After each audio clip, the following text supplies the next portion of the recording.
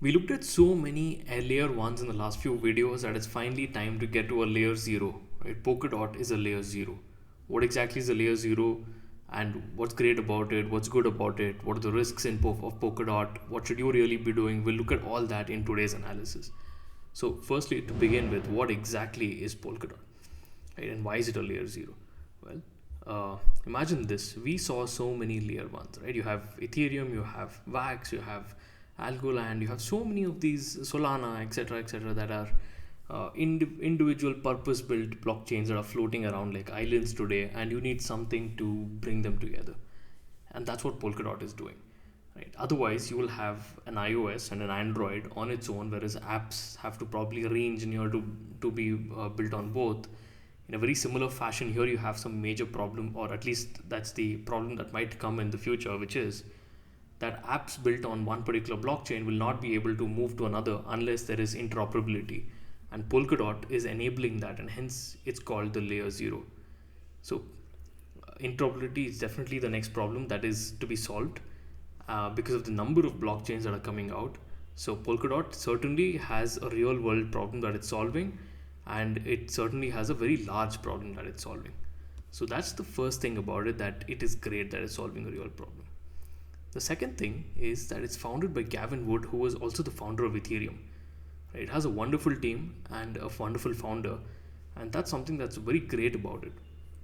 If you go to the about section, you'll see that some of the top three people of Polkadot, they're all very experienced people who have made a mark in the Web3 world. Right? Gavin Wood, to begin with, he was the co-founder and CTO of Ethereum. He also invented some of the fundamentals of the industry like solidity, proof of authority, etc.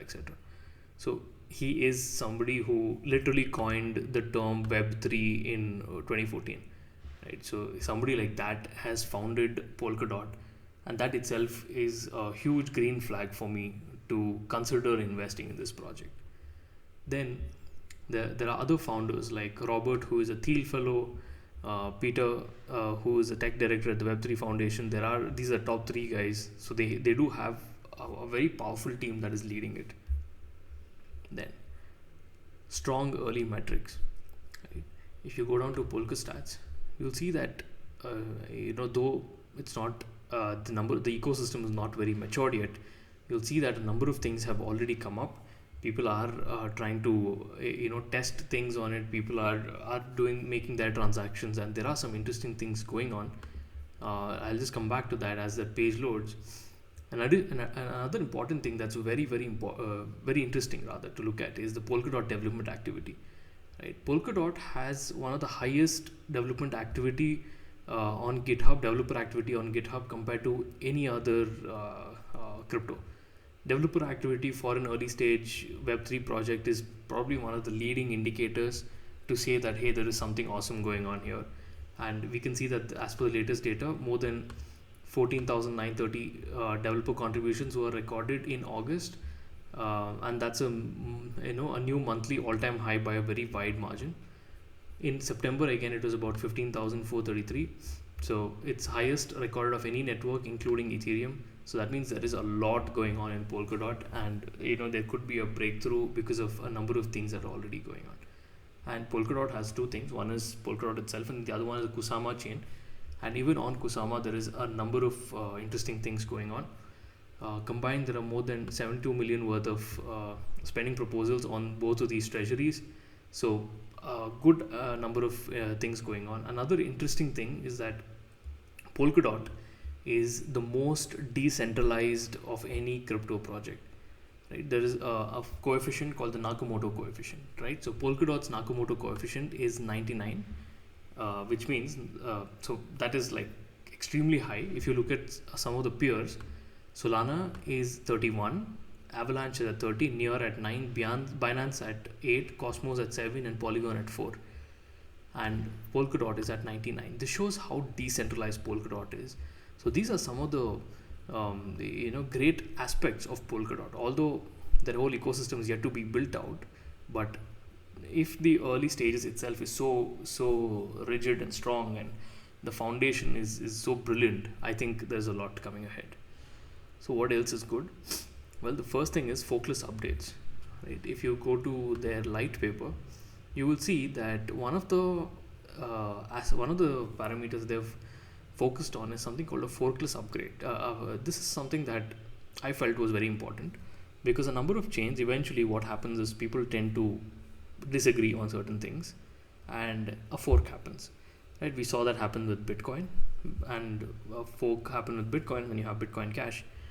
We saw that happen with Ethereum, right? So you have Ethereum Classic and then your Ethereum, ETC, ETH.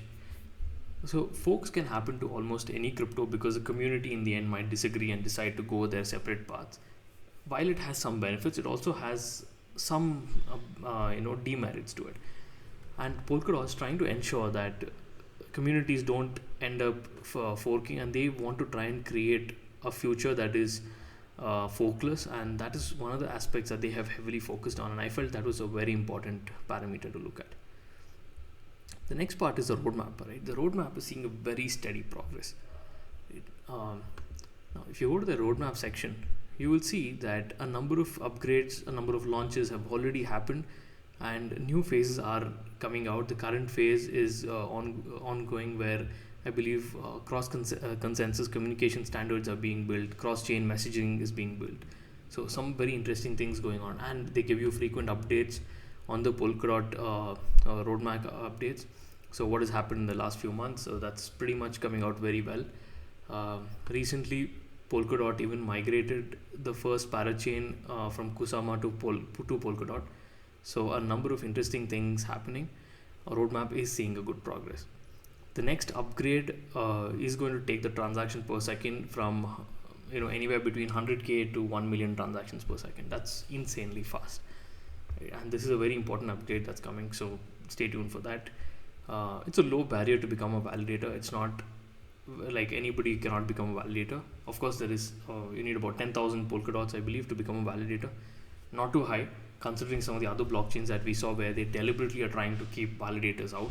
Here, they want more people to become validators. Hence, we saw how it is one of the most decentralized platforms out there. There are some risks, however. First one is the fact that this is inflationary and there is a high dilution risk. So Polkadot is not capped.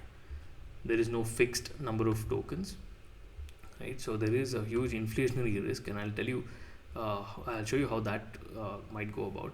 Now, if you look at it, we are somewhere here about 1.2 billion tokens, and in the next, maybe by 2025, we'll reach about 1.5 billion tokens, and this will continue to go on.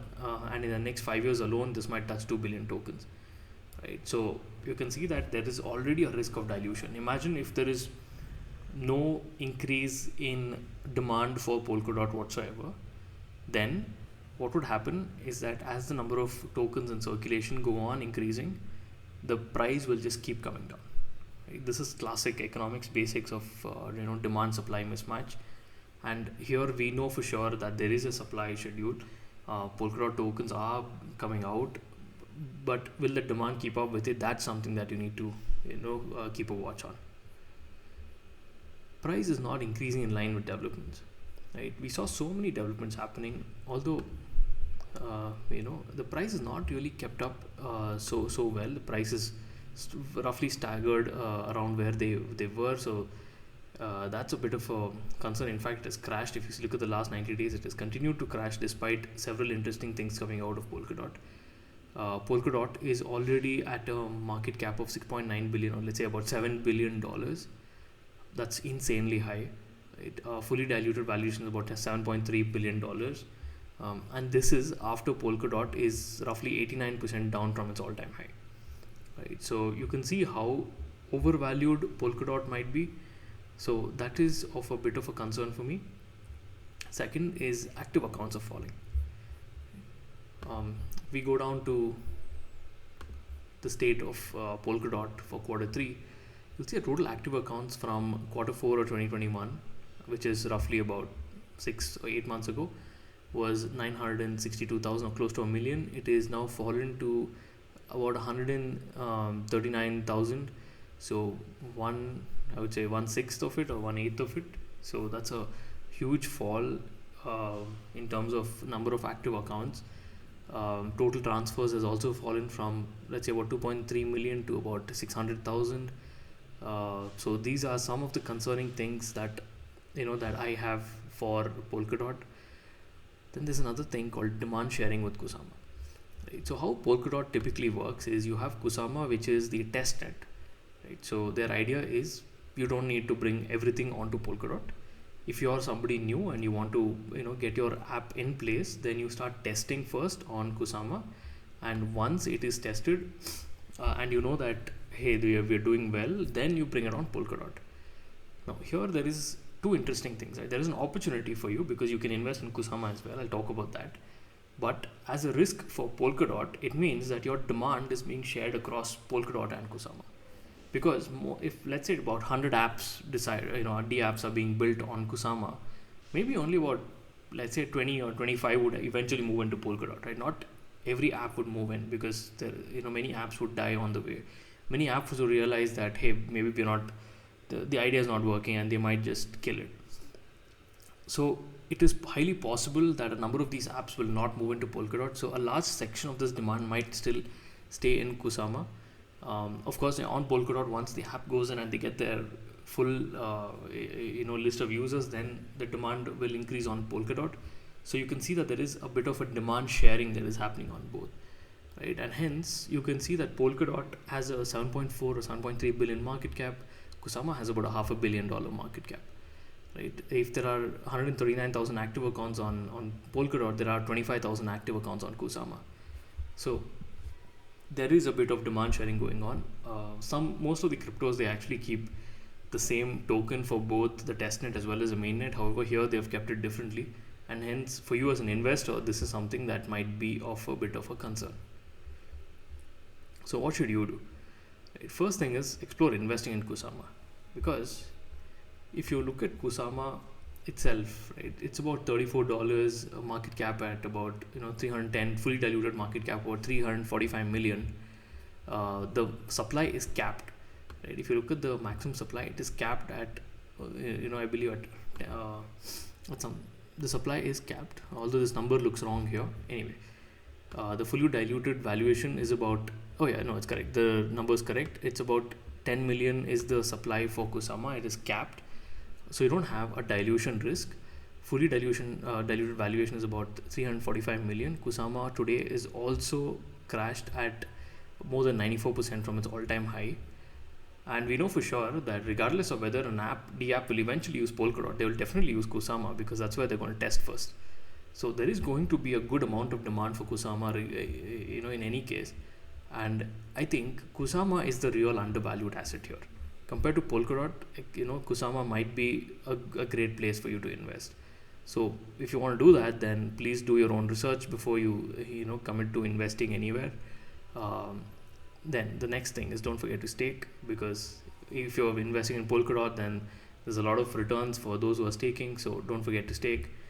And finally, if you like this video, subscribe to the channel, tell your friends about it, and stay tuned for more such amazing videos. Welcome to the Wave Crypto Club.